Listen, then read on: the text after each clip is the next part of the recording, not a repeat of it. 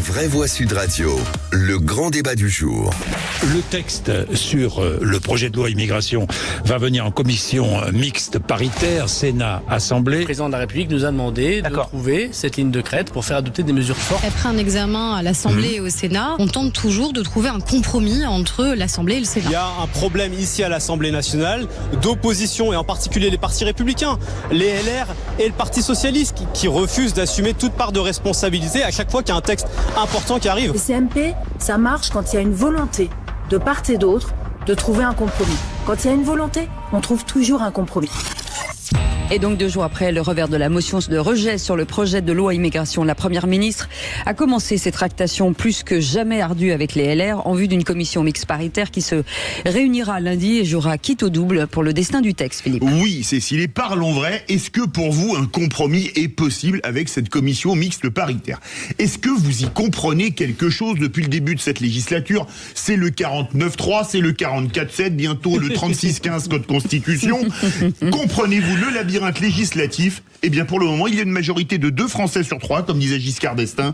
Vous êtes 66% à dire non. Vous voulez réagir? Le 0826 300 300. Et Nicolas Corato nous a rejoint, président fondateur du think tank Place de la République. Bonsoir Nicolas, merci d'être avec nous. Philippe Bilger, on n'y comprend plus rien, à part ceux qui travaillent en politique, justement de ce tout, on le dit, un labyrinthe législatif. Oui, je trouve que la question de Sud Radio, par définition, est tout à fait pertinente, mais ce labyrinthe, cette démocratie sophistiquée, avec ses procédures, ses règles, ses contradictions, c'est tout simplement la démocratie dans ce qu'elle a de plus beau.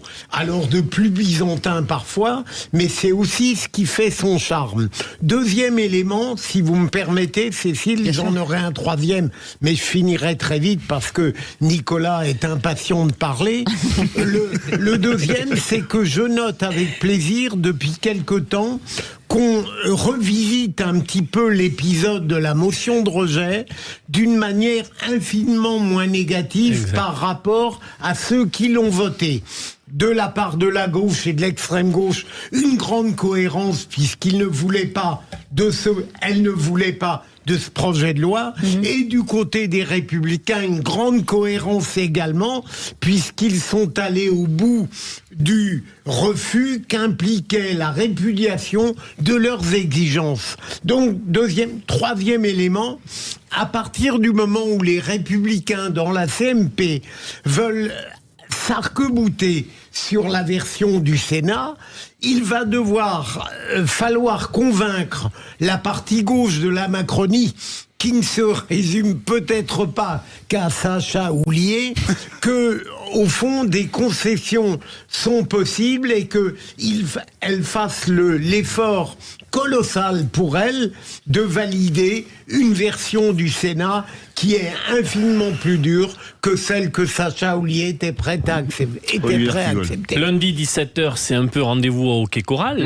Oui. Sacha Houlié va présider la CMP. Bruno Retailleau sera présent. En effet, LR dit le texte du Sénat. C'est pas encore le Kikadi. Non. En effet, LR, mais ils auraient tort de s'en priver, restent sur une position d'extrême dureté, j'ai envie de dire, en disant le texte du Sénat, que le texte du Sénat et rien d'autre. Ça va se jouer, on le sait très bien, sur régularisation, sur métier en tension et sur l'AME, quand bien même, moi je pense depuis le début que l'AME est un cavalier législatif et que le Conseil constitutionnel pourra peut-être le retoquer, mais nous regarderons. Et Emmanuel Macron, c'est très intéressant, dit aujourd'hui en termes de pression, le chantage LR que le texte du Sénat n'est pas acceptable, il doit y avoir une négociation en CMP, c'est d'ailleurs fait pour ça, et si jamais c'est pas possible, on retire le texte. Plus une dimension, le président, la présidente de l'Assemblée nationale dit pas de 49.3. Donc, on voit bien qu'il y a un rapport de force là qui s'installe avec des stratégies. C'est pas la première fois, il y a des stratégies, mais pour moi, avoir la passion de la politique et de l'art parlementaire, en effet, ce qui va se passer lundi est passionnant à suivre. Luc Gras. Je suis assez d'accord avec ce que disait Philippe. C'est la démocratie en mouvement, c'est-à-dire la vie démocratique. en mouvement. Et donc, concrètement, il faut que les auditeurs sachent que les motions de rejet sont très nombreuses dans la vie politique nationale. Systématiquement, quand il y a un texte important, il y a des motions de rejet, soit pour irrecevabilité, soit pour inopportunité, qui sont déposées par les oppositions. Donc la motion de rejet qu'on semble découvrir depuis 2 jours, c'est ce qui se pratique le plus sous la Ve République. Premier point. Deuxième point, la CMP, c'est fait pour rapprocher les points de vue. Là, c'est pas impossible de rapprocher les points de vue, car manifestement, dans les CMP, on a déjà les noms des personnes qui vont participer. En réalité, il suffit que les oppositions, donc LR, centristes, naturellement associés, se mettent d'accord et débauchent 1 ou 2 Renaissance, même pas Sacha Houlié. Et par exemple, Marie Guévenoux, qui est très proche d'Édouard Philippe, qui a toujours été UMP, etc. Si elle passe du côté de ceux qui sont favorables au texte, ça peut faire pencher. Il y a 6 opposants dans la CMP. Il suffit d'aller chercher 1 ou 2 personnes du type cette personnalité députée pour que ça puisse permettre la victoire du texte, qui sera plus dur que le texte initial. Et c'est ça un petit peu le clin d'œil de l'histoire. Nicolas Corato, quand on entend ça, on se dit que c'est un peu les arrière-cuisines, non? J'allais dire justement que j'avais l'impression d'être à table avec des gourmets de la chose politique qui se délectaient. Et c'est vrai que c'est assez délectable quand on arrive à y comprendre quelque chose et qu'on a passé plusieurs années à décortiquer la Constitution et puis les règlements des différentes assemblées. Moi, je comprends aussi vos auditeurs. Finalement, une motion de rejet a été présentée, elle a été votée, ce qui est assez rare dans l'histoire de la Ve République. Ce qui veut dire que l'Assemblée nationale n'a pas envie, ne veut pas débattre de ce texte. Et finalement, il y a toujours un moyen au service de l'exécutif pour que par la fenêtre, par la petite porte, par le trou de souris, on force d'une certaine manière le débat parlementaire à se poursuivre. C'est exactement ce qui s'est passé et l'impression qui est restée chez les Français après les circonvolutions du débat sur la réforme des retraites. Oui. Donc je comprends qu'à un moment, vos auditeurs se disent « mais finalement, ça sert à quoi d'avoir des députés qui votent une motion de rejet pour finalement se retrouver avec le même texte à l'examen lundi soir à 17h, un peu en catimini, entre soi, avec des arrangements de coulisses ». C'est effectivement la vie démocratique. Une vie démocratique, il faut qu'elle respire au grand air. Il faut parfois aussi qu'elle se réunisse à huis clos. Ça fait partie aussi, dans tous les pays, il y a des dérivations qui permettent aussi d'éviter des situations de blocage. La question, c'est moins celle de nos institutions que de l'usage qui en est fait. Le fait même de vouloir à tout prix passer ce texte malgré la motion de rejet, c'est une décision politique qu'assume le président de la République. Il en assumera également les conséquences, quelle que soit la procédure législative. Et vous, qu'est-ce que vous en pensez? Toutes ces odeurs d'arrière-cuisine, comme le disait Nicolas Corato, vous donnent envie de devenir abstentionniste ou pas? Venez nous le dire au 0826 300 300. On a une auditrice qui nous dit, Louise Roland-Delbateau, qui dit « Ce labyrinthe est fait pour nous perdre ». C'est Luc Gras. Oui, parce qu'il y a quelque chose qui a été souligné, qui est important. C'est que sur les retraites, c'était assez rare, 70% ou presque des Français ont toujours été contre la réforme des retraites. Absolument. Ils ont le sentiment d'un passage en force avec le 49.3. Cette fois-ci, on est à front renversé, parce que 70% des Français étaient d'accord pour un texte durcissant la situation des immigrés en France, et puis on le rejette. Donc cette fois-ci, on n'est pas dans les arrière-cuisines. On est peut-être en train d'essayer de les Français veulent un texte. Oui, et peut-être qu'avec la CMP, ils vont avoir un texte un peu plus dur. Donc on n'est plus dans les arrière-cuisines. Il faut essayer d'être un petit peu positif. Mais rappelons combien il y a eu un dysfonctionnement qui consiste à droitiser, disons, un texte au Sénat pour après, en commission des lois, avoir un exécutif qui détricote ce qui a été fait pour essayer de faire atterrir, disons, la branche, la gauche de la Macronie. Et donc, cette ambivalence qui est si de cette séquence, on pouvait en finir avec le et en même temps, ce serait déjà pas mal. Allez-y, Philippe, après on prend l'auditeur. Allez-y. L'auditeur. Ah ouais, ok. Voilà. 0826 300 300, direction Montpellier avec Laurent. Vous vouliez réagir, cher Laurent? Oui, je voulais réagir. Bon, parce que tout simplement, dans la cuisine politique, la tambouille baisse. Eh ben, quand ça bout, tu baisses. Voilà, pour ne pas que tout s'évapore. Bon, mais la tambouille baisse politique est un bon plat républicain quand même. Hein. C'est normal que ça fonctionne comme ça. D'accord. Philippe Bilger, merci d'être je ne suis pas, enfin c'est pas le sujet de répondre à l'auditeur. J'aurais deux questions rapides à poser à Nicolas. D'abord Nicolas, est-ce que vous considérez comme certains que la stratégie de Gérald Darmanin a tout de même été un peu étrange, c'est-à-dire d'obtenir un texte, de valider un texte très dur au Sénat qui avait mon assentiment et a favorisé son détricotage à l'Assemblée nationale.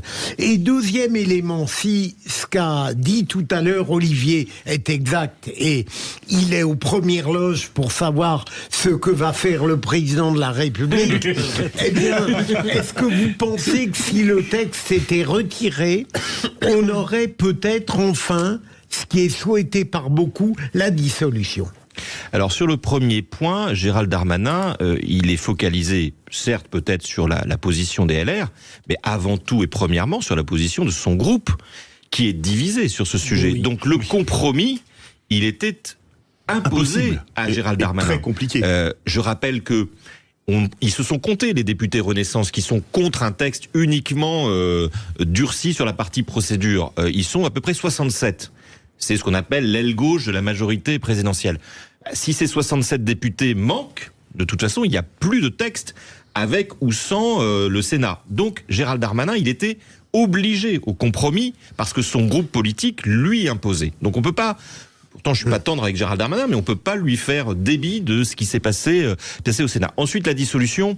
Ça, c'est le rêve éveillé de tous les commentateurs politiques parce que ça nous ferait dormir tard et lever tôt. Mais...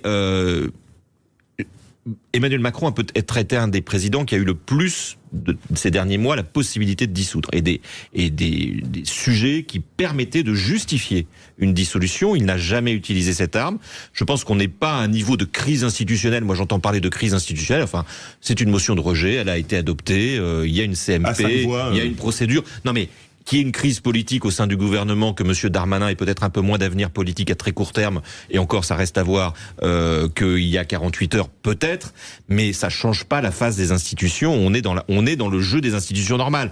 Donc je vois pas pourquoi on rajouterait de la crise à la crise. Il paraît, Nicolas, qu'il aurait évoqué devant Gérald Darmanin lundi soir. Moi je remarque à chaque fois que une épreuve, une négociation est entamée avec LR, il y a des fuites dans la presse sur le mot dissolution prononcé par le président de la République, histoire de leur dire je vous ai à l'œil et si jamais je dissous, vous ne serez pas réélu. Manifestement, il n'utilise pas cette arme fatale. Une question que nous posent certains auditeurs, de dire à quoi ça a servi finalement que Gérald Darmanin pose sa démission en fait. Est-ce que ça c'est pour montrer qu'il est courageux, il se sacrifie. S'il est courageux, il s'en va vraiment. Il se sacrifie, mais non, le président veut pas qu'il s'en aille.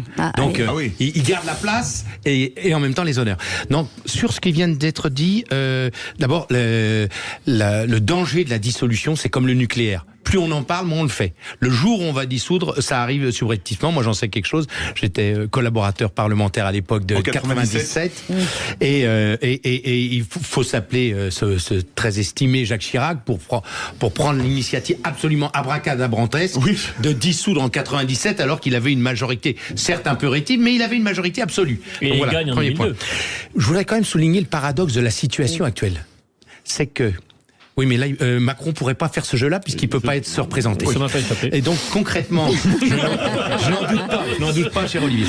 Sur la situation, le paradoxe, c'est que la gauche, et notamment LFI, et la NUPES en général, ont voulu affirmer leurs valeurs sociales en s'opposant à ce texte qu'ils jugeaient de droite trop dur. Et le paradoxe, et qu'on a tout de suite perçu d'ailleurs sur cette émission il y a quelques jours, c'est que le texte va revenir et forcément qu'il sera plus dur puisqu'il faut que les gens de LR s'y retrouvent dans ce texte. La seule personne, il faut quand même le signaler, c'est Delphine Batho qui a été la seule personnalité de gauche à entrevoir la suite. En politique, il faut toujours anticiper. C'est la seule à avoir vu, attendez, mais si on vote la motion de rejet, on va se retrouver avec un texte plus à droite encore après. C'est la raison pour laquelle je ne vote pas la motion de rejet, disait Delphine Batho. Il y a eu d'autres personnalités à gauche qui n'ont pas crié victoire au soir du vote sur le rejet, parce qu'ils voyaient bien la manière dont les choses pouvaient évoluer derrière. Ils ont été quelques-uns. Ce qui sera intéressant à suivre, c'est la manière, en effet, parce que les lignes de fracture, je suis totalement d'accord avec ce qui a été dit, sont au sein même du groupe macroniste. Et puis, ça c'est la première chose. Et la seconde chose, c'est que malheureusement on a été privé pour différentes raisons d'un grand débat à la dernière élection présidentielle. Mais rappelez-vous la vacuité, pour pas dire autre chose, du discours d'Emmanuel Macron lors de sa réélection. C'est-à-dire que vers où va le macronisme? Et on se rend compte que après ce texte, c'est quand même un horizon qui est assez vide. Donc c'est aussi là une question qu'on peut se poser. Passer la rampe ou pas de ce texte immigration, il y a quoi derrière? C'est une césure très rapidement dans le quinquennat pour vous, Nicolas Corato, cette motion de rejet? Pas la motion de rejet. Je suis d'accord avec Olivier d'Artigol. La césure, ce sera si le groupe majoritaire se divise sur le texte qui finalement est présenté. Parce que Emmanuel Macron n'a pas de doctrine sur les sujets les plus importants pour la nation que sont l'immigration, la laïcité, mais on les connaît, on les égrène depuis longtemps. Là, la majorité est au pied du mur et Emmanuel Macron ne sera pas candidat en 2027.